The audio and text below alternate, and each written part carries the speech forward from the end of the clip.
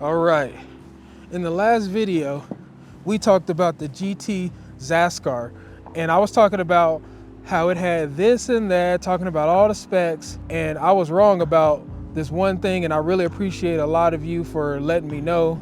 If you want to call it a disadvantage, I don't really like to say that because of the price point, but this is a quick release on the rear. This is why I hardly do reviews, but if I can find something that I think is worth it, then I'll let you know for sure, and this is one of those cases. So what I was wrong about was the rear through axle.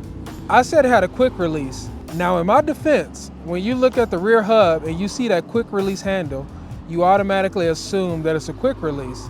And at $799, I definitely assumed that. I'm like, okay, it can't be this great at this price point. Considering it came down for $17.99, I should have been more weary of that, but I was like, if they priced it at $799, there's no way that it can have all these things and not have you handicapped in some kind of way. Because at $799, they usually handicap you with the bike in some sort of way where you can't upgrade unless you have adapters or do some kind of crazy stuff. So, or you just can't upgrade it at all.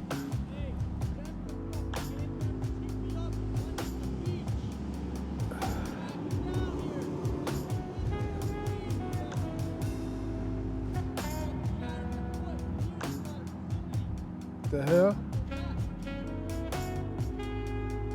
I got this dude screaming at me from across the street about something. I don't know. Maybe I'm sitting in front of City Hall, so maybe he think I'm maybe he's thinking I'm filming something about this. I just wanted to get it because of the trees, but dang, my bad. I guess I gotta hurry up and get done with this. But anyway, dang, where was I? Yeah, so in my defense, I looked at the quick release and I saw the handle and I assumed it was a quick release, but I was like, okay, I don't want to assume. Let me check just in case. So I got on the website and I saw the hub and it said quick release. It said QR on it.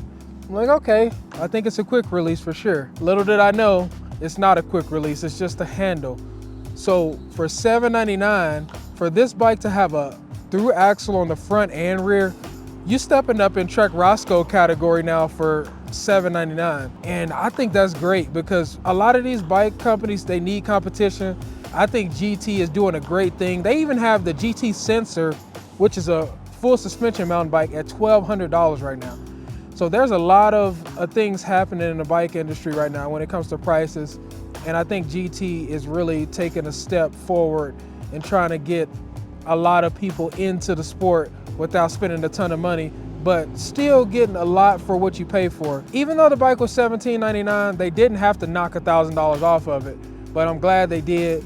And for people who are looking for an entry-level bike, and I wouldn't even consider this an entry-level bike. It's got 130 millimeters of travel, all the things you need to upgrade it. I would say that's an intermediate to a second or third bike. So the GT Zascar is a lot better than I initially thought. If I'm going out on a limb right now, from my observations and all the bikes I've seen personally, I don't know if there's any bike out there for that value. At $799, you get a rear through axle, you get tubeless ready wheels, hydraulic disc brakes that are actually really good. You get a 1x12 drivetrain and a dropper post and a taper head tube. I mean, the possibilities are endless for that bike with all those things coming already equipped on the bike. You could take this bike as far as you want to take it.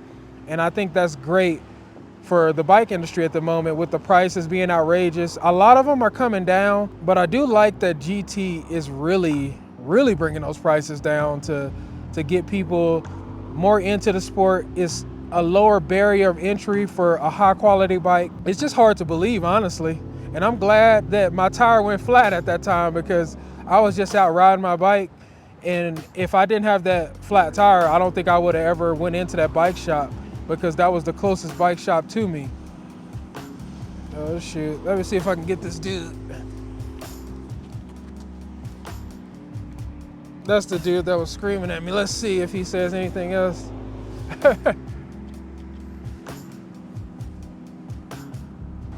Oh, I guess he didn't notice me. Dang, my bad. I didn't know what was going on with that dude. Hopefully he don't run up behind me. If you see somebody running up behind me, let me know. But back to this bike. So yeah, this bike is getting up there in Trek Roscoe territory, because say you have 800 to spend on the bike. You spend an extra 300 and get a Marzocchi or something fork, which are going for like 300 right now. Super awesome forks. So you spend $1,100 on a highly capable bike that you will have an even better fork that comes on the Roscoe for $200 to $300 cheaper. Now you will have to go up to a 140 fork to match the travel of the Roscoe. So if you put a 140 fork on there, it might rake it out a little bit, have a little slacker head angle. But I think that's a great deal, but you cannot beat that in my opinion. So I just wanted to come on here, update this video. I really appreciate y'all for letting me know that I was wrong about that. And I didn't necessarily assume. I went and checked, but I guess I didn't read it right. I guess I did technically assume, because I didn't check for myself while I was looking at it.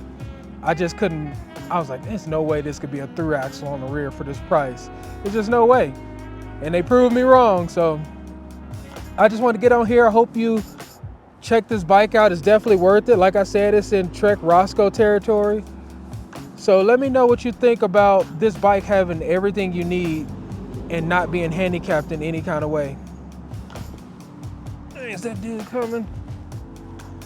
I had to get up out of here. He got me nervous.